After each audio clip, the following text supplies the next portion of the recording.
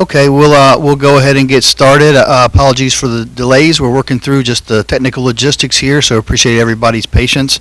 Thanks for everybody that's taken time virtually and on site here to work through the city times. Really appreciate it. I'll go ahead and call to order the Planning Commission for City of Manassas Park Wednesday, April 15th meeting. Let the roll call reflect that Commissioners Polk and Evans are here on site, and Commissioner, I'm not sure about how to say that, Takasal Yusuf is online, and we're expecting Commissioner Collier to join online in just a moment, so we'll let the record reflect that. In light of the desire to expedite, I'll go ahead and dispense with the invocation and moment of silence and the Pledge of Allegiance unless there's any objection, and we'll go straight to the approval of the agenda that we have at hand.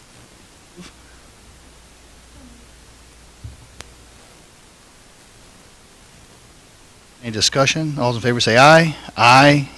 Any opposed? Abstentions? We do have an item for citizen time. I think we should go ahead and honor that. Any citizens online? Okay, we're not showing any online. None in the room. So we'll go on to new business. Oh. Okay.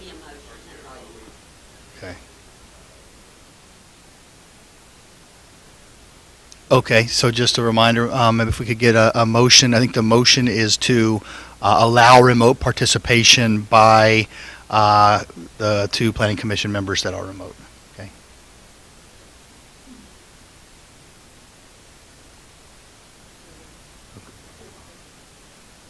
Okay, so we need.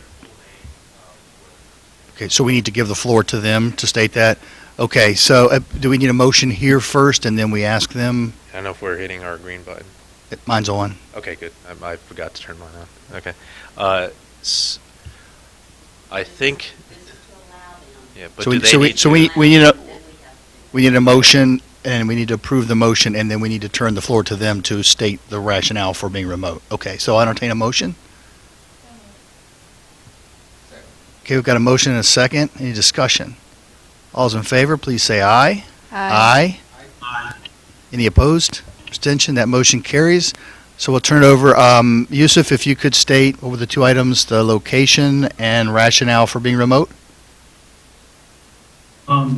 Yes, I am dialing in or calling from Centerville, Virginia. I am quarantining at family's house. I've been here for a while, and I was exposed to someone with the virus, so that's why I'm staying away from my family and everybody else. Okay, thank you, Yusuf. I'm understanding. Can you state the address, please? Record. 6232 Ridge Pond Road, Centerville, Virginia 20121. Okay, thank you. Ridge Pond Road. Ridge Pine. Pond. All right, and then Commissioner Collier, Martha, I believe you're on. I'm here. Okay, if you could also state address and rationale for being remote, please. I am at 9700 LC Place in Manassas Park, and I am just staying in. I'm not coming out with people. Okay, quarantining in place. Okay. Yes, quarantine in place. Okay, thank you very much. Okay, we'll move on to new business. First item, I'll go ahead and open the public hearing for fiscal year 2021 through 2025 capital improvements program. Turn it over to City Manager. All right, so. Oh, minutes. Did we miss? Sorry. Do I need to unopen the public hearing? All right, well, we'll come back and approve them officially in a minute. Okay, sorry, I got it out of order. Sorry, folks. Go ahead, Laszlo. Thank you. So we'll Sorry get about back that. to the minutes after. So as you all are aware, there's significant issues right now with revenues due to likely recession that we're in. That then's reinvest in versus what we're doing right now when we hold on to vehicles for 20 years and they're absolutely worthless.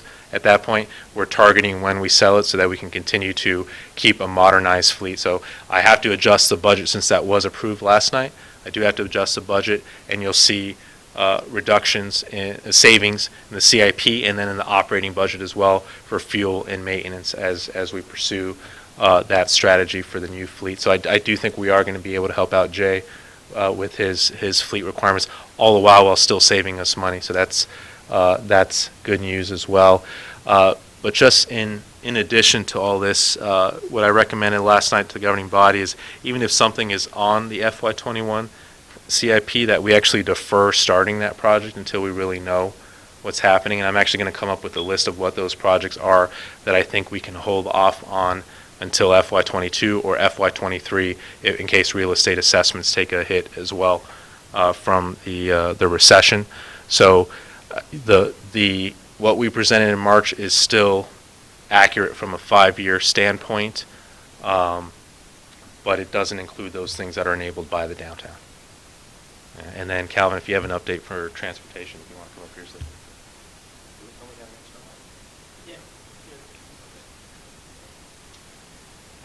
I will say that if the governor's proposed amendment to the budget is approved by the legislature, it looks like all revenue sharing and other types of transportation funding that were approved in this previous round of applications will be deferred till at the earliest June 30th, 2021.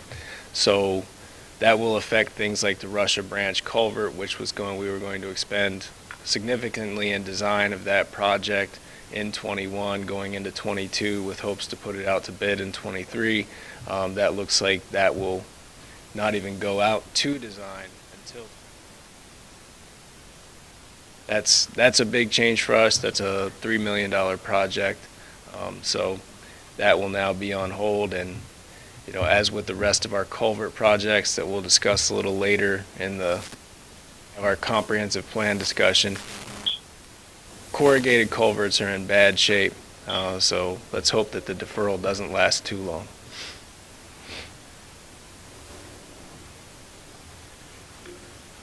Laszlo, quick question. Yeah. So I heard you say that the CIP that we reviewed still stands for consideration tonight. So there's nothing fresh off the press from last night that needs to be reflected as part of what we consider and make a recommendation tonight? We could. It's just we haven't had time to update for the enterprise fleet program because since that was approved last night, I haven't been able to update the actual all this evening. Okay. But yeah, what was presented last time, and or what I presented in this recording, that's called the No Downtown Plan.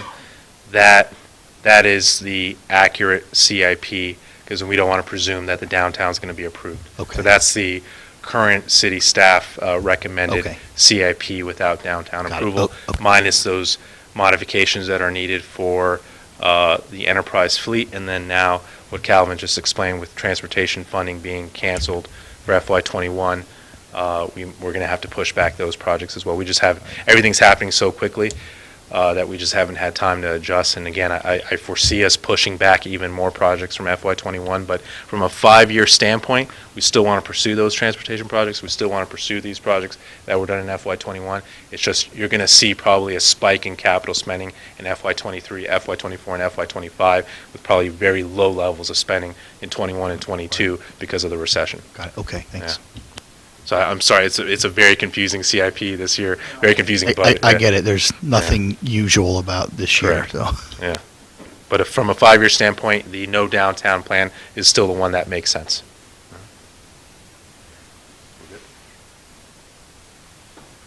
Any other questions?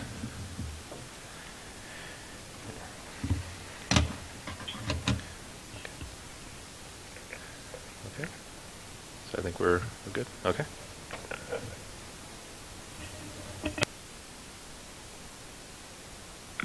That's it for the. Yeah. Okay, that's okay. Great. And does that include so now we still have the other item. So we got to close the public hearing, I guess, right? And see.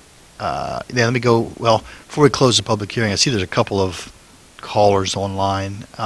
So let me go ahead and open up any questions before we close the public hearing. Anybody on the line? Okay, I saw a couple unidentified callers. I thought I'd check. Any questions among the planning commissioners? If not, go ahead and take a motion to close the public hearing. Second. We have a motion and a second. Second. Great, thank you. We got a motion and a second to close the public hearing. Any discussion? All those in favor, please say aye. Aye. Any opposed? Abstentions? The motion carries.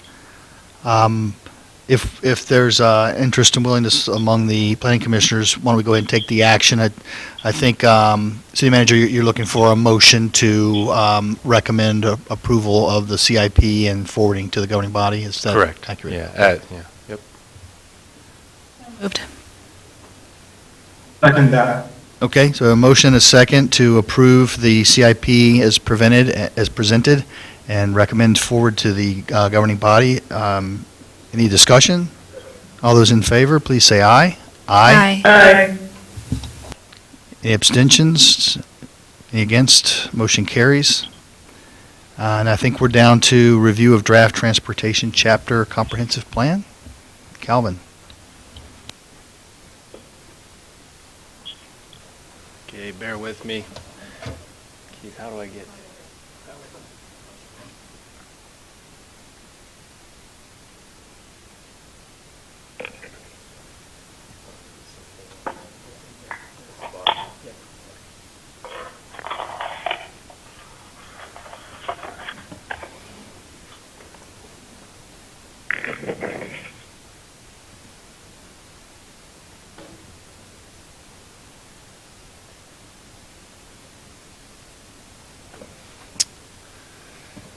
Oh, is this how it appears at home?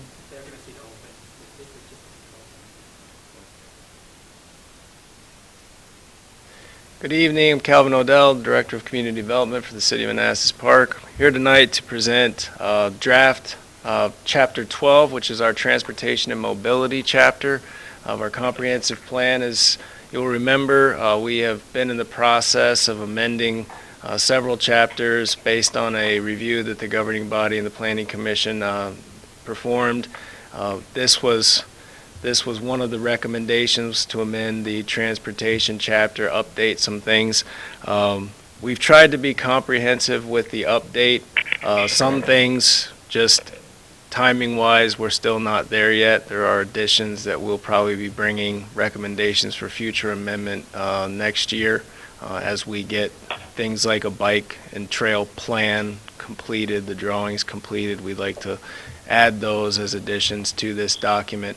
But I just wanted tonight to go over some of the basics, what we've done here, and get comment from the Planning Commission so that we can make any recommended changes.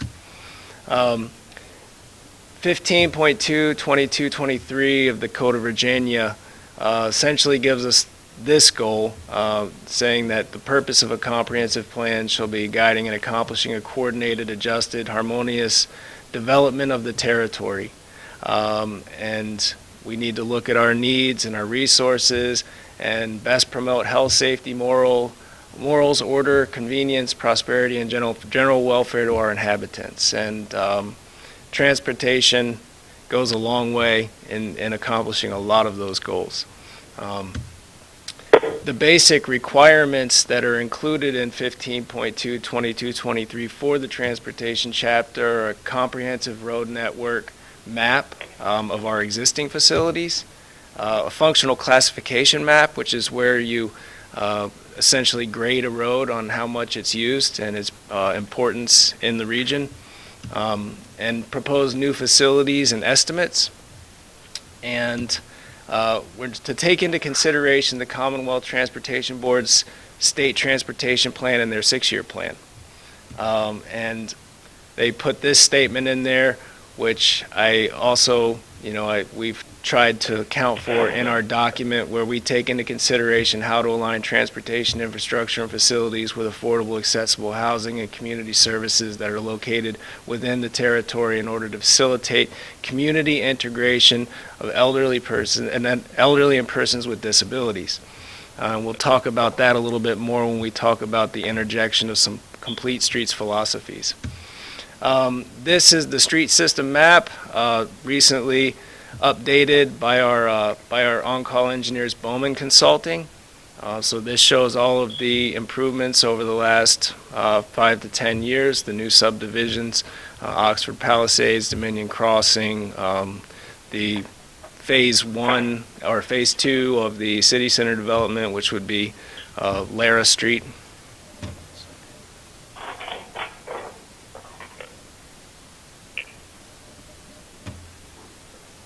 But Lara Street and Nadia Street. So we feel as though we've provided an accurate depiction of our existing road network.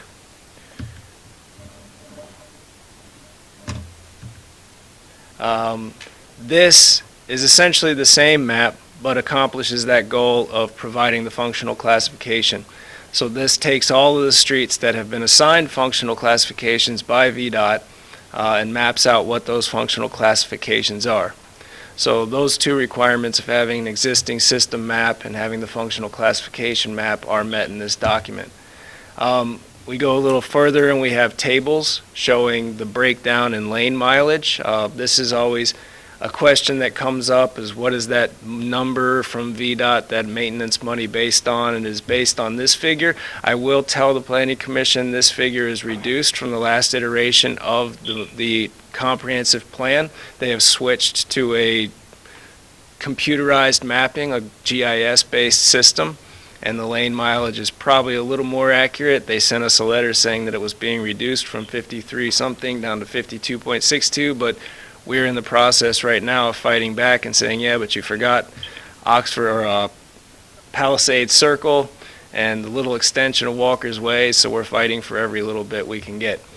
So that number hopefully will go up the next time that we amend this transportation chapter. The other table is our daily traffic volumes, which just goes to show people our major roadway sections, or a snapshot of the roadway sections in the city, what our transportation, what our average daily traffic looks like. One of the requirements, and as you get through this document, the written text document, you get into the planned improvements. Remember, the requirement in 22-23 is that we actually talk about our planned improvements and the estimates for them. We talk a little bit about the growth in the city, which is something that VDOT, when I was discussing with VDOT engineers about the comp plan submission, they recommend that you talk about growth, the reasons for the planned improvements. So we talk a little bit about growth, and then we get into the meat of it.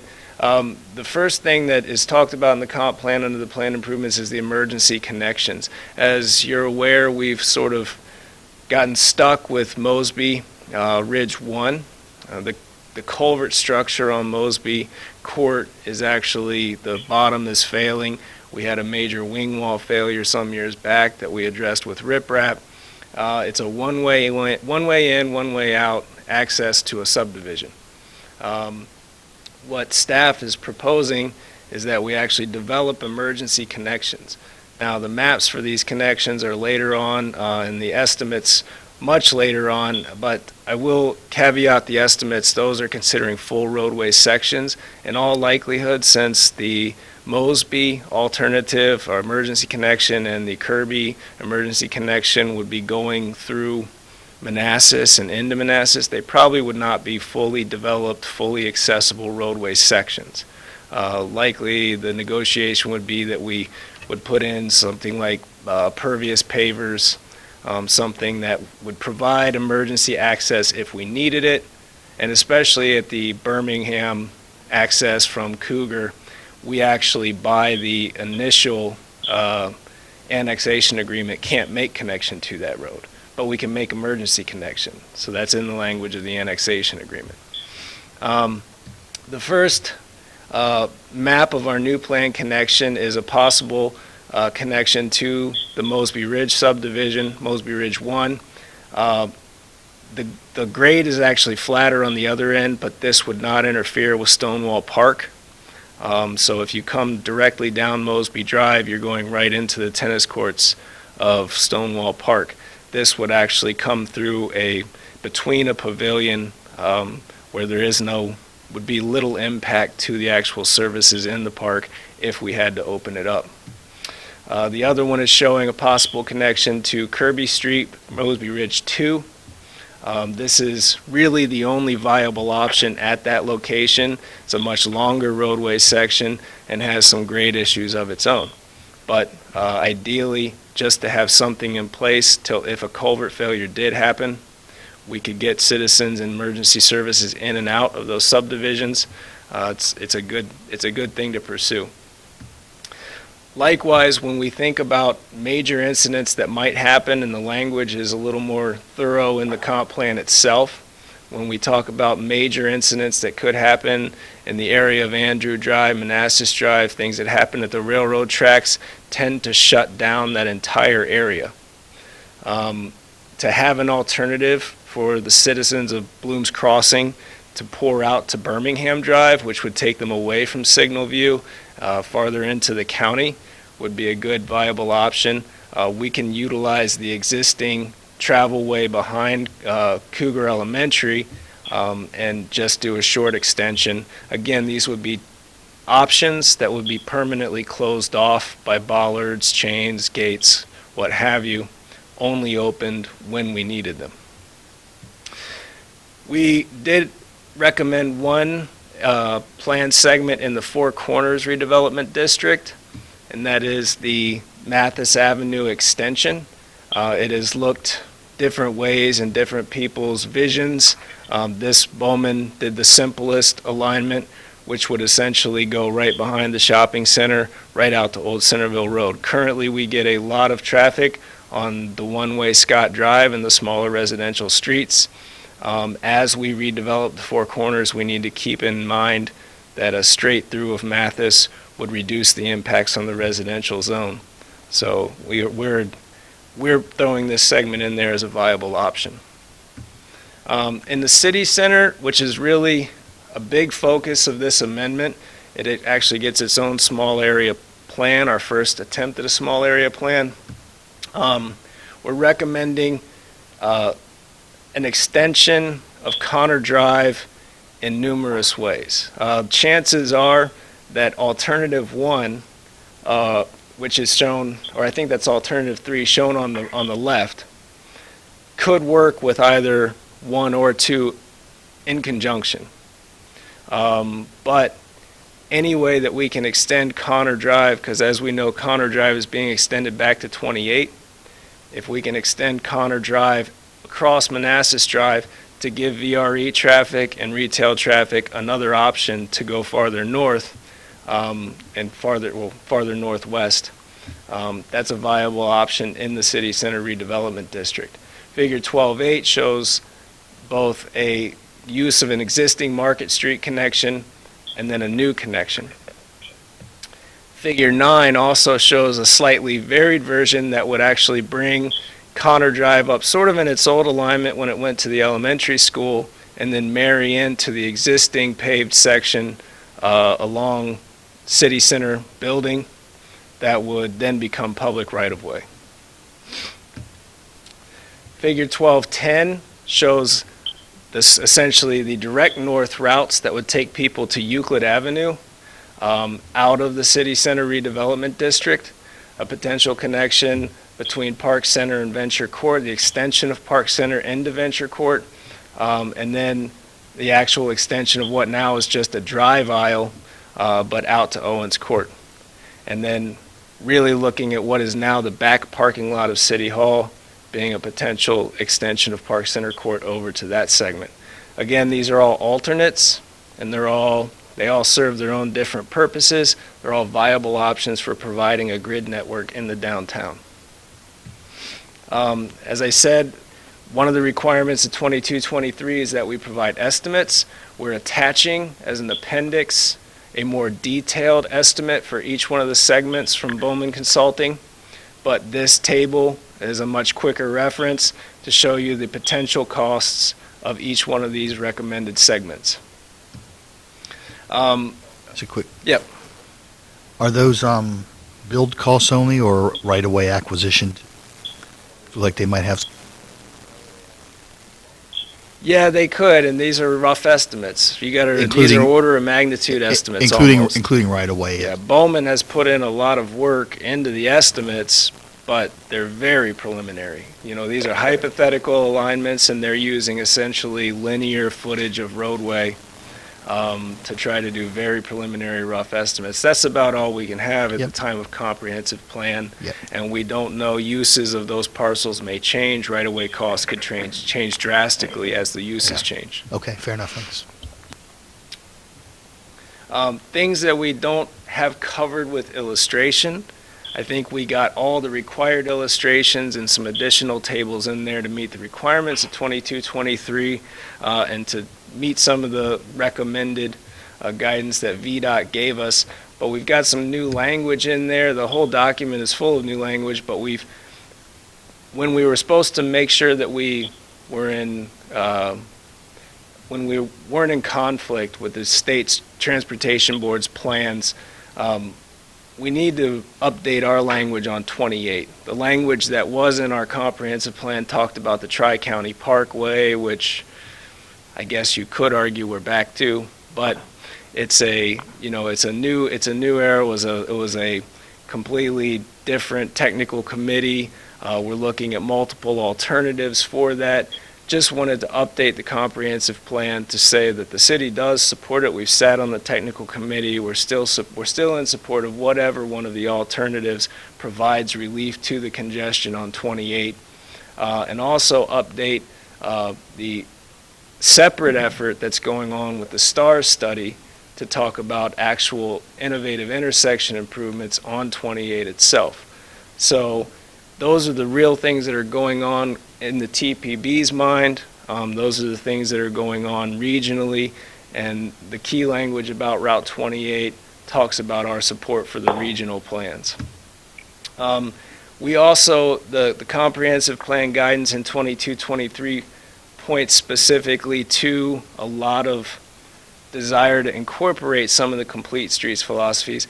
We have taken some language recommended by Complete Streets that doesn't point out the term complete streets or sort of obligate people to think about transportation, forced transportation and bicycle improvements as individual improvements. Complete Streets wants you to look at every transportation improvement as needing bicycle and pedestrian amenities and needing to meet the needs of people of all abilities and all ages.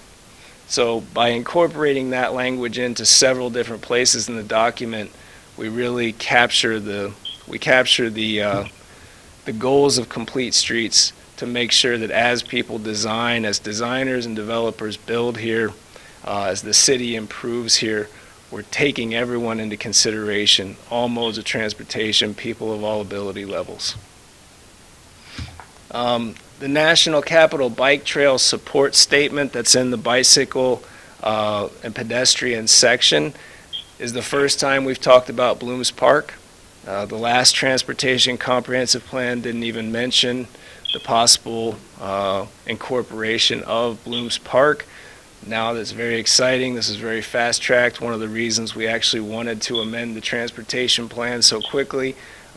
We now have Blooms Park, which gives us an opportunity to tie our existing trail that goes from now Caden Ridge, that ties into Liberia, take that trail that goes in front of all the way to Manassas Drive with the VDOT improvement on the other side of the road.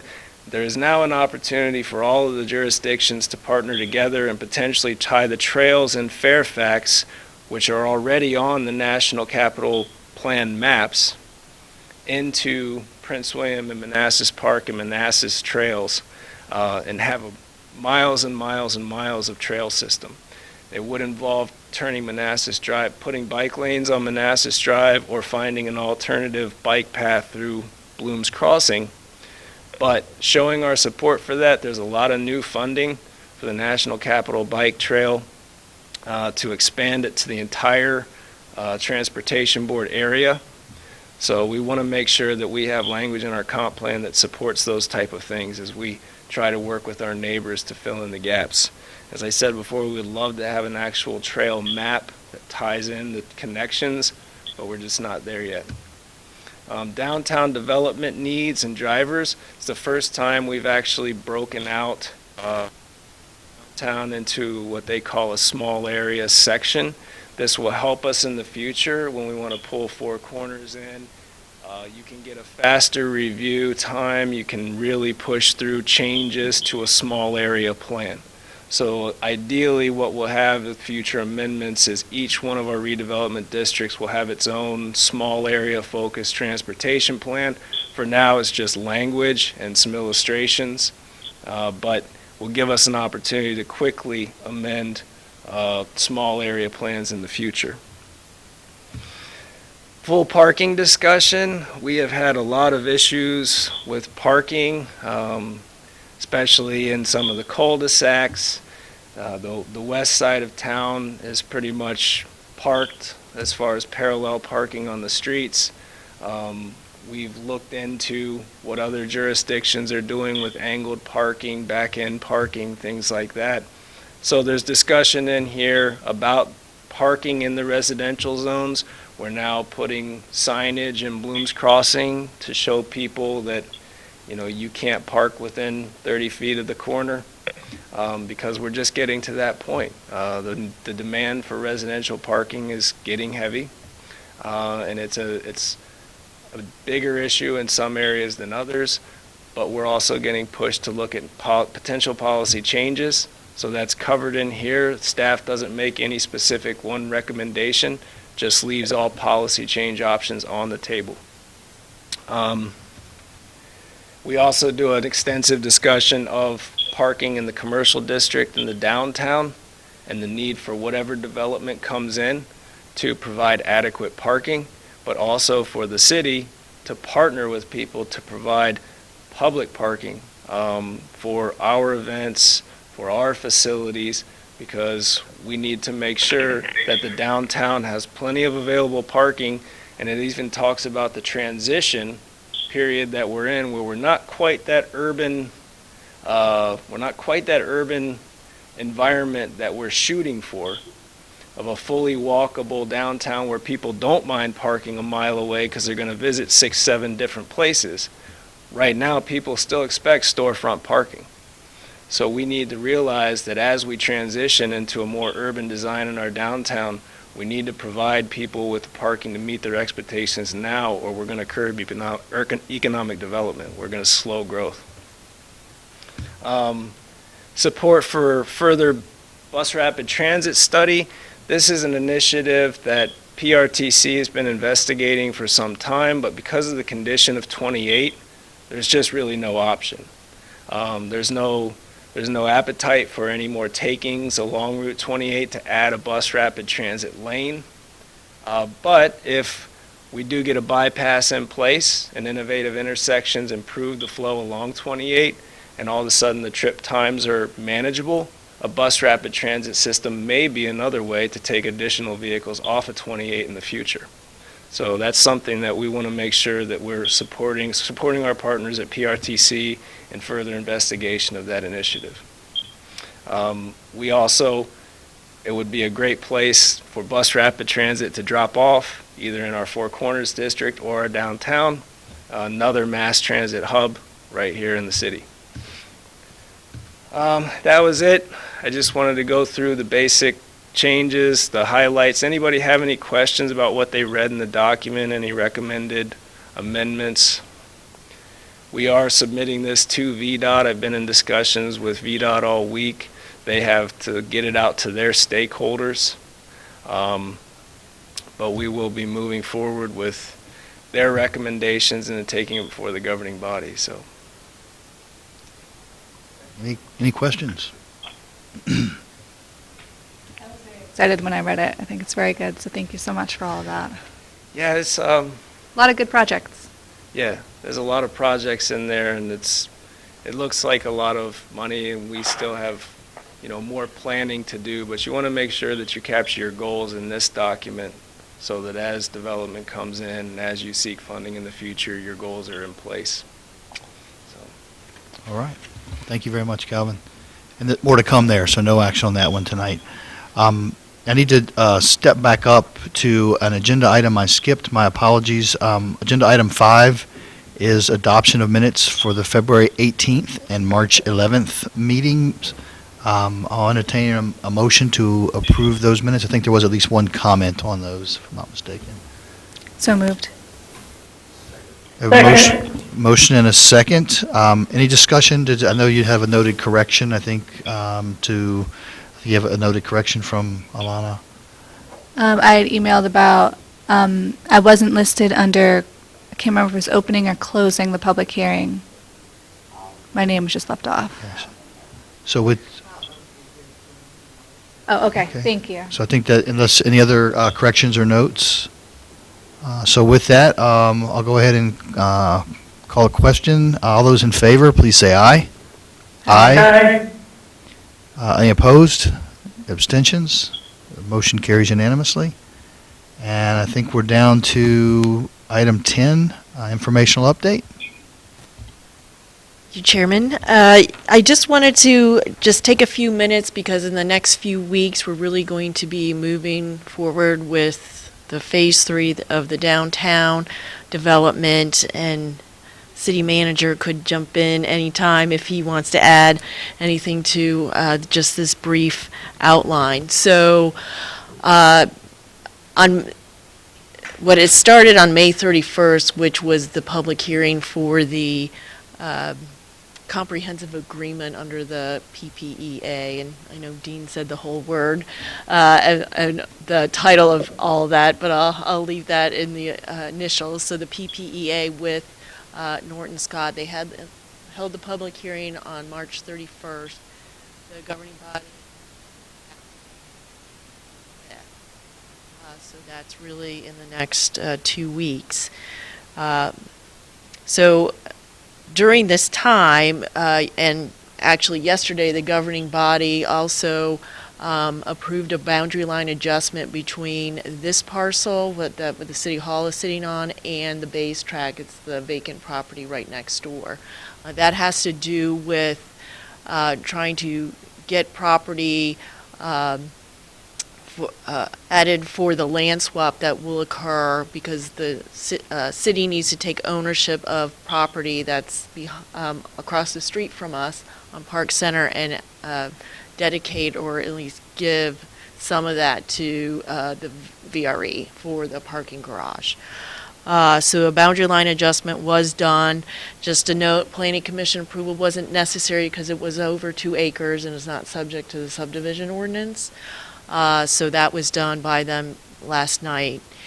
They also initiated a rezoning for this property, the base track, as I just mentioned, and then the 3 properties across the street, as well as the property on the corner that the city owns, known as the Millicent Track, as well as the, I believe it's parcel 1A, which is right next to the railroad tracks with an existing commercial trucking business school. So that initiation has taken place, and what the timeline is to have the Planning Commission and the governing body have a joint meeting on May 19th. There's going to be several public hearing schedules, and one of that will be adoption of the comprehensive plan amendment for the transportation plan chapter.